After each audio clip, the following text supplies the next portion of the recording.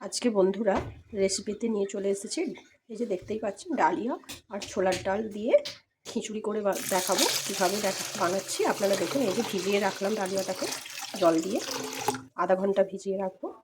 ভিজিয়ে রেখে দিলাম, আধ ঘন্টা পর আপনাদের রেসিপিটা করে দেখাচ্ছি। ডালিয়াটা ভিজে গেছে, এই দেখুন আমি এই সবজিগুলো দিয়ে করব।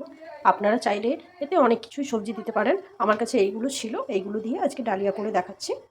কড়ার মধ্যে পরিমাণ মতো তেল দিয়ে দিয়েছি। দেখুন ফোড়নে দেবো 5 ফোড়ন, জিরে, কেশরি মেথি, শুকনো লঙ্কা, তেজপাতা, হিং, চিনি সব একসাথে দিয়ে দেবো তেলের উপরে। একটা সুন্দর স্মেল উঠবে। এইবার সবজিগুলো দিয়ে দেবো।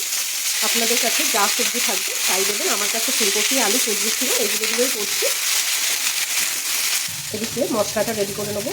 3টে কাঁচা লঙ্কা দিলাম, আদা, টমেটো সস একটু, আপনারা চাইলে টমেটোও দিতে পারেন, আর গোটা জিরে দিয়ে দেবো, দিয়ে পেস্ট করে নেবো। মশলা রেডি হয়ে গেছে। নুন, হলুদ, কাশ্মীরি লঙ্কার গুঁড়ো দিয়ে আবারও ভালো করে নেড়ে নেবো। সব ভালো করে নেড়ে নিয়েছি। এইবার মশলাটা দিয়ে দেবো।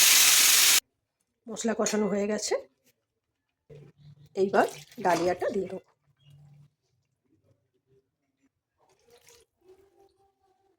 এটা তাড়াতাড়ি হওয়ার জন্য প্রেসারে ঢেলে নেব। প্রেসারে ঢেলে নিচ্ছি। প্রেসারে ঢেলে নিয়েছি, এবার গ্যাসের মধ্যে বসিয়ে দেবো, দিয়ে 4-5টা সিটি নিয়ে নেবো, তাহলেই হয়ে যাবে।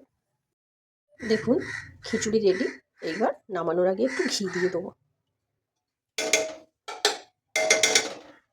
দেখুন কি সুন্দর দেখতে হয়েছে, খেতেও দুর্দান্ত স্বাদের হবে। বন্ধুরা এইভাবে আপনারা বানাবেন ডালিয়ার খিচুড়িটা, খুবই সুন্দর সুস্বাদু খেতে হবে।